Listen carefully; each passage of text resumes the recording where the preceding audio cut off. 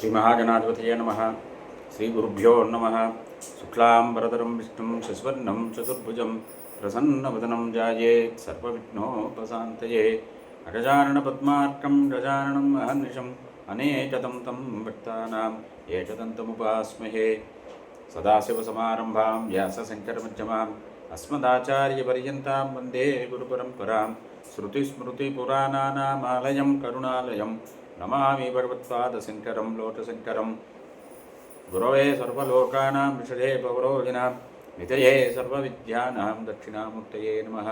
జ్ఞానానందమయం దేవం నిర్మలస్ఫటికాకృతిం ఆధారం సర్వవిద్యానాం అయగ్రీవముపాస్మహే. విశ్వేశం మాధవం డుండిం దండపానిం చ భైరవం వందే కాశీం గుహాం గంగాం భవానీం మణికర్ణికాం. తిష్టదంతమహాకాయ కల్పాంతధానోపమ భైరవాయ నమస్తుభ్యం అనుజ్ఞాం దాతుమర్హసి.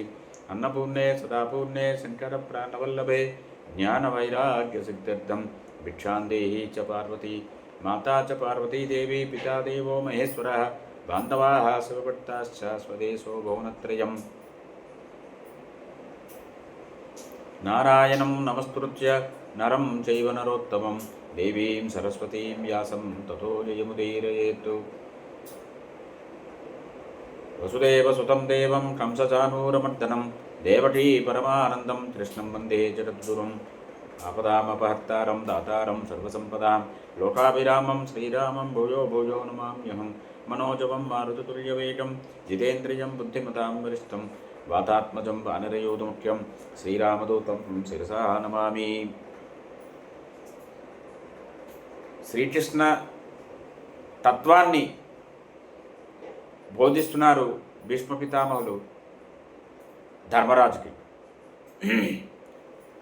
అంటే ధర్మరాజును నిమిత్తం చేసుకొని మనందరికీ శ్రీకృష్ణ తత్వాన్ని అవగతం చేస్తున్నారు వ్యాసమునీంద్రుడు. ఎప్పుడైతే స్వామివారు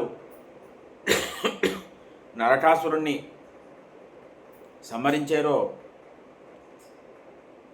అతడు బలవంతంగా బందీలు చేసినటువంటి కన్యలందరూ కూడా స్వామివారి దగ్గరకు వచ్చారు. స్వామి, గతంలో నారదుల వారు శ్రీకృష్ణ స్వామివారు దేవతల కార్య సిద్ధి కోసమని వస్తారు,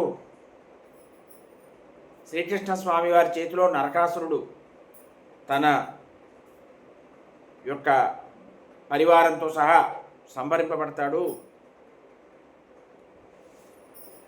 ఈ అనంతమైనటువంటి సంపద అంతా కూడా శ్రీకృష్ణ స్వామివారి అధీనంలోకి వెళ్తుంది.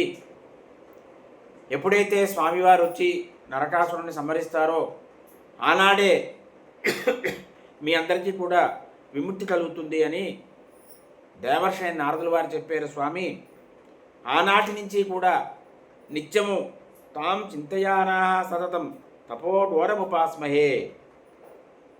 ఘోరమైనటువంటి తపస్సు చేశారు నిత్యము కూడా ఆనాటి నుంచి ఈ కన్యలందరూ కూడా. అంటే మనం కష్టంలో ఉన్నప్పుడు దేవుడు మమ్మల్ని అనుగ్రహించలేదండి అనే దేవుణ్ణి విముఖంగా అయిపోకుండా కష్టం వచ్చినప్పుడే దేవుణ్ణి ఆశ్రయించాలి. ఇది మనం ఇక్కడ తెలుసుకోవాల్సినటువంటి విషయం, అనుష్ఠానానికి ఉపకరించేటువంటి విషయం. చాలా కాలం గడిచింది, ఆ మాధవుడి యొక్క దర్శనం ఎప్పుడు కలుగుతుందా అని ఎదురు చూస్తున్నాము స్వామి. మా మనసులో ఒకటే సంకల్పం, మీ దర్శన భాగ్యం పొందాలి అనేదే. ఆ సంకల్పంతో నిత్యము కూడా తపస్సు చేస్తున్నాము.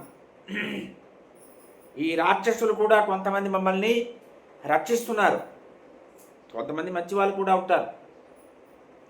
అందువల్ల మేము తపస్సు చేయగలిగాము, మమ్మల్ని అందరినీ మీరు అనుగ్రహించండి.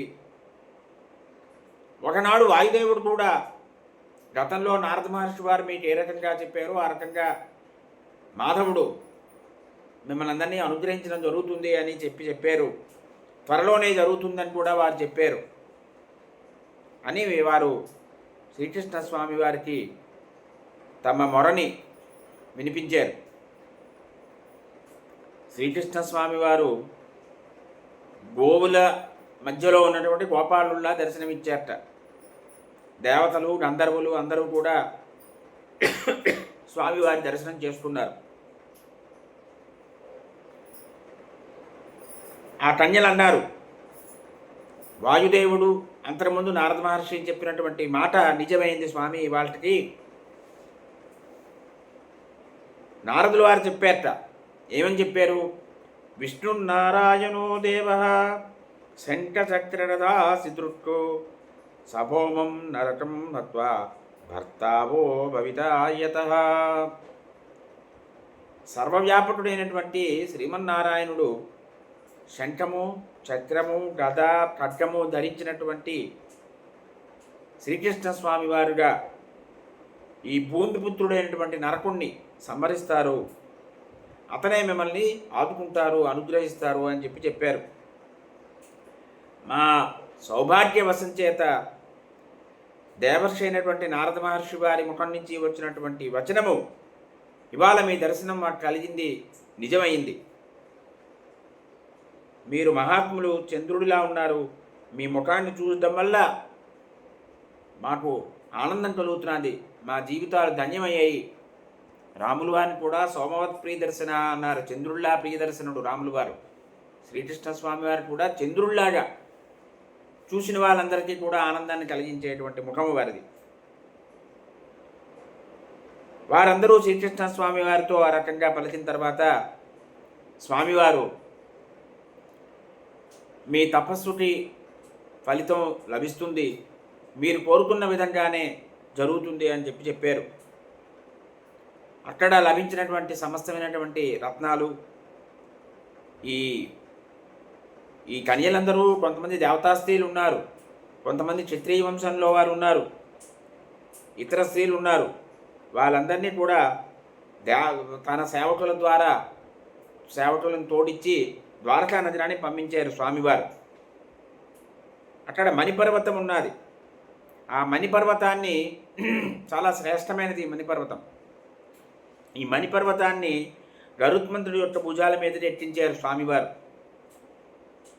అందరూ చూస్తున్నారు. చూస్తూ ఉండగా ఈ పక్షిజనాలు, ఏనుగులు, సర్పాలు, మృగాలు, పన్నగాలు, ఇటువంటి ఎన్నో సమూహాలు ఉన్నాయి.